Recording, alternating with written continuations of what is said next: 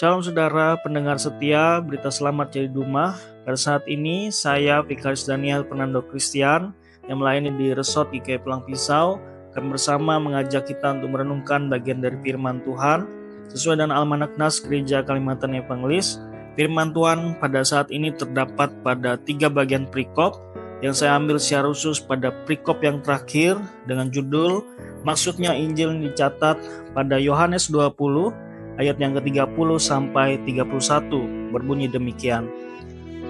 Memang masih banyak tanda lain yang dibuat Yesus di depan mata murid-muridnya yang tidak tercatat dalam kitab ini. Tetapi semua yang tercantum di sini telah dicatat supaya kamu percaya bahwa Yesuslah Mesias, Anak Allah, dan supaya kamu oleh imanmu memperoleh hidup dalam namanya. Syukur bagi Tuhan. Saudara yang dikasihi Tuhan, menjadi sulit bagi kita untuk mempercayai sesuatu jika hal tersebut belum ada bukti dan kebenarannya pun belum terverifikasi dengan baik. Hal tersebut merupakan sifat nature dari banyak orang, bahkan mungkin juga kita hari ini. Banyak berita bohong yang kemudian membuat kita menjadi semakin teliti dalam mencerna sesuatu. Dan hal ini tentunya adalah langkah yang baik ya, agar kita tidak terjebak pada 1, 2, atau 3 hal yang bisa menyebabkan kerugian baik bagi diri kita sendiri maupun juga orang lain.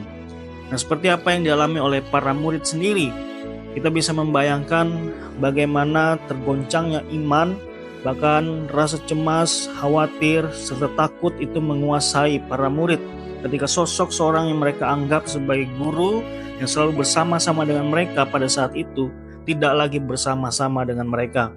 Sehingga hal ini tentu berdampak besar terhadap rasa percaya mereka bahwa Yesus telah bangkit seperti yang disampaikan oleh para perempuan kepada mereka. Yesus menyadari betul bagaimana pergumulan bahkan juga keadaan para murid pasca kematiannya. Oleh karena itu di dalam bagian ini ia ingin menunjukkan bagaimana kuasanya yang mengalahkan maut itu.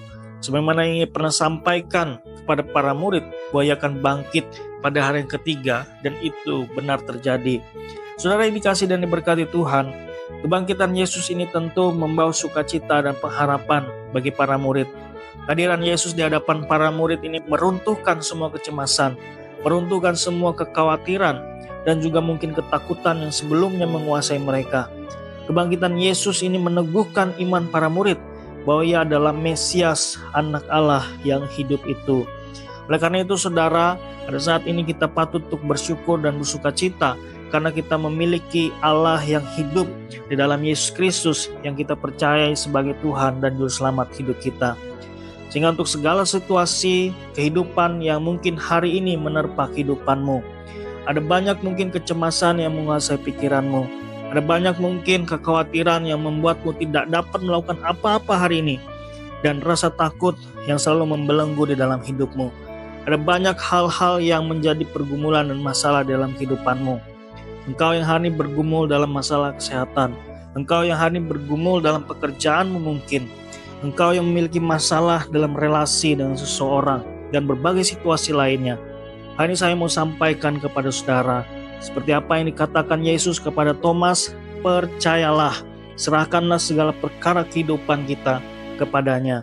Kebangkitan Yesus ini ingin menunjukkan kepada kita bahwa tidak ada masalah yang terlalu besar dan sesuatu yang terlalu mustahil untuk dikerjakannya bagi hidup kita.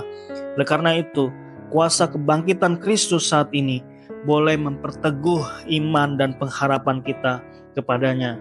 So, He is risen, Dia telah bangkit. Oleh karena itu, percayalah. Tuhan Yesus memberkati. Mari kita berdoa. Kami mengucap syukur Tuhan untuk kesempatan baik pada saat ini boleh mendengar bagian dari firman-Mu. Biarlah firman yang tidak berlalu begitu saja dalam pendengaran, tapi boleh benar-benar tinggal diam berakal dengan kuat di dalam hati dan pikiran, mengalami proses pertumbuhan yang baik sampai pada saatnya nanti. Jadi buah berkat dalam setiap kehidupan kami yang mengerjakan firman ini dalam hari-hari hidupnya. Mampukan kami di dalam dan oleh Yesus Kristus kami berdoa dan memohon. Amin.